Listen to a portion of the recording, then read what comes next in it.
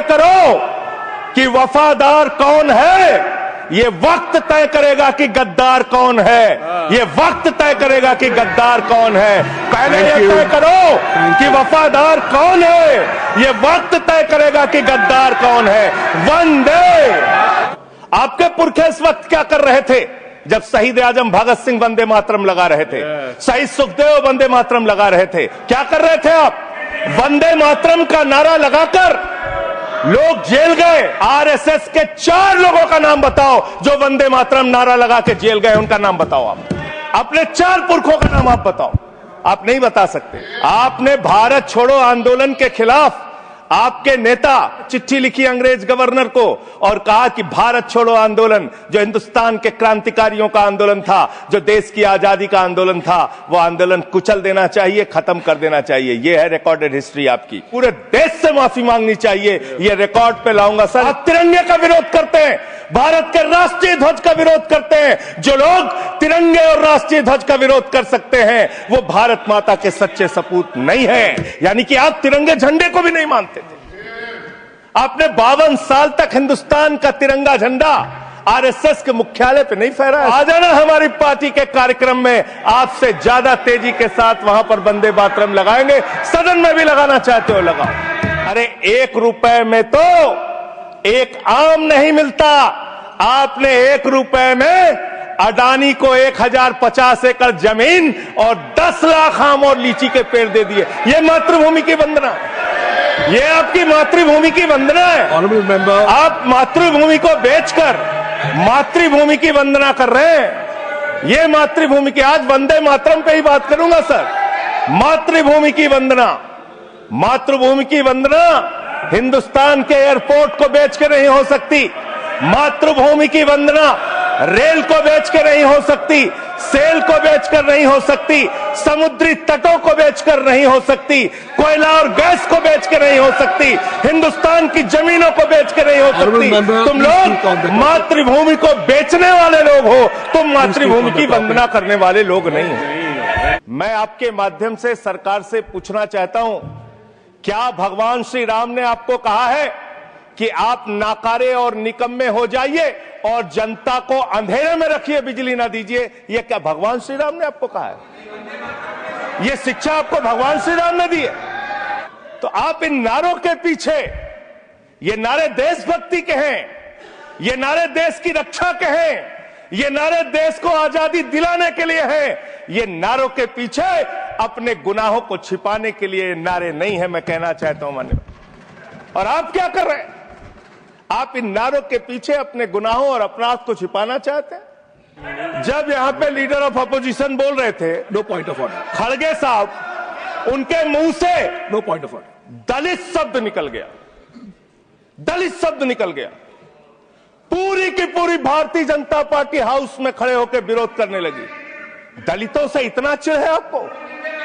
क्या दलित भारत माता के बच्चे नहीं? क्या पिछड़े भारत माता के बच्चे नहीं?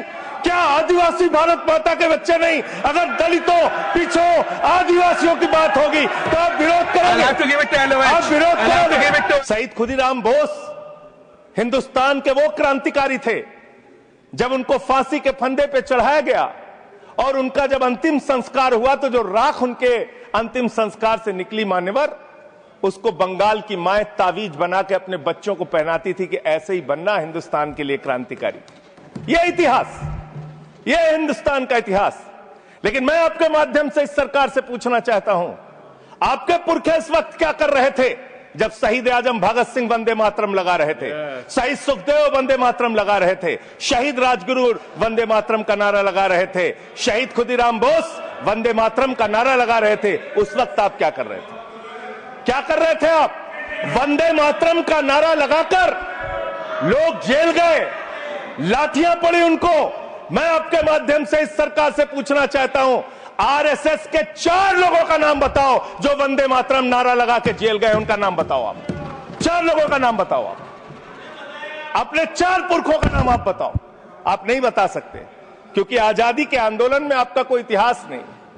आजादी के आंदोलन में आपका कोई इतिहास नहीं, यही आपकी कुंठा है। तो इसलिए कभी आप कहते हो सरदार वल्लभ भाई पटेल आपके हैं, अरे भैया, सरदार वल्लभ भाई पटेल ने आरएसएस के ऊपर बैन लगाया था, ये रिकॉर्डेड हिस्ट्री है। और जब 18 महीने जेल में रखा गया आरएसएस के लोगों को राष्ट्रपिता महात्मा गांधी की हत्या के अपराध में, जब उनको छोड़ा गया, बैन हटाया गया, तो उसमें शर्त लगाई कि आप राष्ट्रीय ध्वज को मानेंगे, यानी कि आप तिरंगे झंडे को भी नहीं मानते थे। आपने 52 साल तक हिंदुस्तान का तिरंगा झंडा आरएसएस के मुख्यालय पे नहीं फहराया सर, नहीं फहराया। और 3 लोगों ने आरएसएस के मुख्यालय पर जब ये झंडा फहराया, उन तीनों के नाम मैं पढ़ रहा हूं, विजय, उन्मत, दिलीप, इन तीनों लोगों के खिलाफ आरएसएस ने एफआईआर दर्ज कराई। किस अपराध में? कि हमारे दफ्तर में तिरंगा क्यों फहरा दिया। और कितने साल तक मुकदमा लड़े? 13 साल तक मुकदमा लड़े। यह है आपकी असलियत।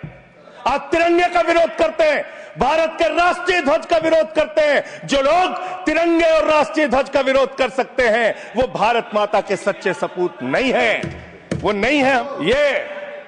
ये है 28 दिसंबर 1949 का ऑर्गेनाइजर पत्र, इसको भी रखूंगा क्योंकि आज गृह मंत्री जी और लीडर ऑफ द हाउस दोनों कह के गए, रिकॉर्ड पे सारी चीजें आनी चाहिए, इसको रिकॉर्ड पे रखना चाहिए। इतिहास देश को पता चलना चाहिए, किन लोगों ने देश के साथ गद्दारी की, किन लोगों ने तिरंगे का विरोध किया, किन लोगों ने राष्ट्रगान का विरोध किया। आप राष्ट्रगान का विरोध कर रहे हैं, आप भारत के राष्ट्रगान का विरोध कर रहे हैं। आपके मुख्य पत्र में भारत के राष्ट्रगान का विरोध लिखा गया है। इसके लिए भारत के प्रधानमंत्री को और पूरी की पूरी भारतीय जनता पार्टी को, जो अपने आप को आरएसएस को अपना आदर्श मानती है, पूरे देश से माफी मांगनी चाहिए। ये रिकॉर्ड पे लाऊंगा सर, इसको रख लीजिएगा, ये रिकॉर्ड पे रखा जाए। तिरंगे का विरोध किया, राष्ट्रगान का विरोध किया, वंदे मातरम आपने लगाया नहीं कभी। कोई आपका व्यक्ति देश की आजादी के आंदोलन में जेल नहीं गया कभी। आपने कोई देश के लिए, हमारे यहां अवधि में कहावत है, नाखून कटाए के शहीद ना बना भैया। तू तो नाखूनों नहीं कटाया भैया, बिना नाखून कटाए शहीद बना चाहता है, बिना नाखून कटाए शहीद। ऐसे काम नहीं चलेगा सर। जिन्ना का भी जिक्र कल दूसरे सदन में हुआ, प्रधानमंत्री जी ने जिक्र किया। जिन्ना के साथ आपके कितने गहरे और मधुर संबंध थे, क्या इस देश के लोगों को पता है? नहीं पता, मैं बताता हूं। श्यामा प्रसाद मुखर्जी जी फजलुल हक की गवर्नमेंट में फाइनेंस मिनिस्टर थे, और फाइनेंस मिनिस्टर रहते हुए उन्होंने अंग्रेज गवर्नर को चिट्ठी लिखी थी।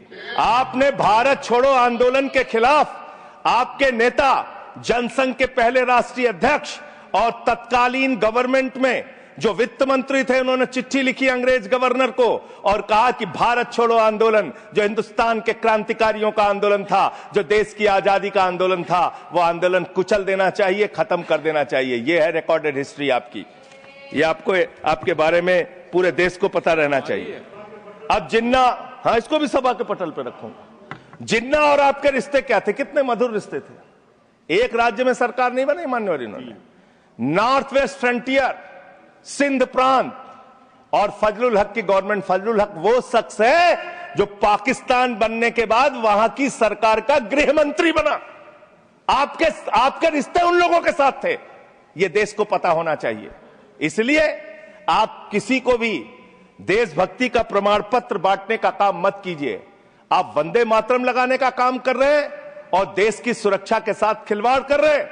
आप भारत की सेना को 4 साल के अग्निवीर पे लेके आ गए, जो हिंदुस्तान की सीमा की सुरक्षा करने वाले हैं, जो वंदे मातरम का नारा लगाते हैं हमारे जवान, हमारे सैनिक, जो -50 डिग्री टेम्परेचर में सियाचिन में और +50 डिग्री टेम्परेचर में जैसलमेर में भारत की सीमाओं की रक्षा करते हैं, इस मातृभूमि की रक्षा करते हैं। उनके पीठ में छुरा मारने का काम आपने किया, उनकी नौकरी 4 साल की कर दी अग्निवीर की। आपको मातृभूमि से प्यार है, आप देशभक्ति की बात करेंगे, आप देशभक्ति की बात कर रहे हैं।